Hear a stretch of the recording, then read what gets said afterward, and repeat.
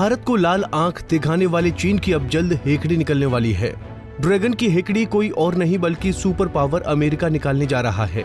America ने ऐसा bill pass किया है जिससे ड्रैगन सदमे में है। उसे समझ नहीं आ रहा कि अब क्या करें, कहां जाएं। अमेरिका ने चीन की दादागिरी निकालने के लिए एक रणनीति तैयार की है। दरअसल अमेरिकी संसद में तिब्बत से जुड़ा एक बिल पास किया गया है। इस एक्ट के तहत अमेरिका दुनिया भर में चीन से तिब्बत को लेकर जो झूठ फैलाया है उसका जवाब देगा। इतना ही नहीं, वो चीन और दलाई लामा के बीच बिना शर्त समझौता कराने की कोशिश भी करेगा। साथ ही अमेरिकी अधिकारी चीन के तिब्बत को अपना हिस्सा बताने वाले दावों को भी खारिज करेंगे। राष्ट्रपति जो बाइडेन G7 समिट से वापस अमेरिका लौट आए हैं। कयास लगाए जा रहे हैं कि बाइडेन अब इस बिल पर साइन करेंगे, यानी अमेरिका अब चीन पर कड़ा एक्शन लेने जा रहा है। रिजॉल्व तिब्बत एक्ट बिल बुधवार यानी 12 जून को अमेरिकी संसद के दोनों सदनों हाउस ऑफ रिप्रेजेंटेटिव्स और सीनेट में पास हुआ था। इस बिल के लागू होने के बाद 18 जून यानी कि कल अमेरिकी संसद की पूर्व स्पीकर नैन्सी पेलोसी और रिपब्लिकन पार्टी के सांसद माइकल मैककॉल दलाई लामा से मिलने 2 दिन के दौरे पर धर्मशाला आ रहे हैं। नैन्सी पेलोसी वही अमेरिकी नेता हैं जिनके ताइवान जाने का विरोध करते हुए चीन ने जंग की चेतावनी दी थी। मीडिया रिपोर्ट्स के मुताबिक इस बिल के लागू होने से इसे चीन को कड़ा संदेश जाएगा कि दलाई लामा और तिब्बती प्रेसिडेंट पेम्पा त्सेरिंग ही तिब्बत के लोगों के रिप्रेजेंटेटिव हैं। इससे दोनों के बीच बातचीत का रास्ता खुलेगा।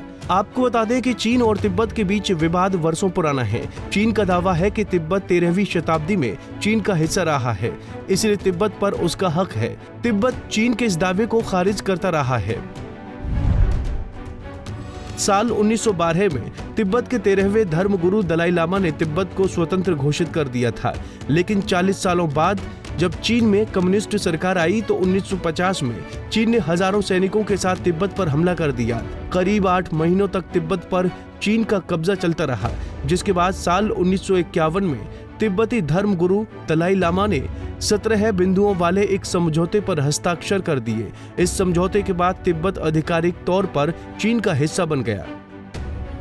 हालांकि दलाई लामा इस संधि को नहीं मानते हैं। उनका कहना है कि ये संधि दबाव बनाकर करवाई गई थी। वहीं तिब्बत पर कब्जे से पहले साल 1938 में खींची गई मैकमोहन लाइन के मुताबिक अरुणाचल प्रदेश भारत का हिस्सा है, जिसको लेकर चीन का भारत से विवाद चला आ रहा है। हालांकि तिब्बत पर कब्जे के बाद साल 1959 में चीन के खिलाफ एक नाकाम विद्रोह के बाद 14वें दलाई लामा को तिब्बत छोड़कर भारत में शरण लेनी पड़ी, जहां उन्होंने निर्वासित सरकार का गठन किया।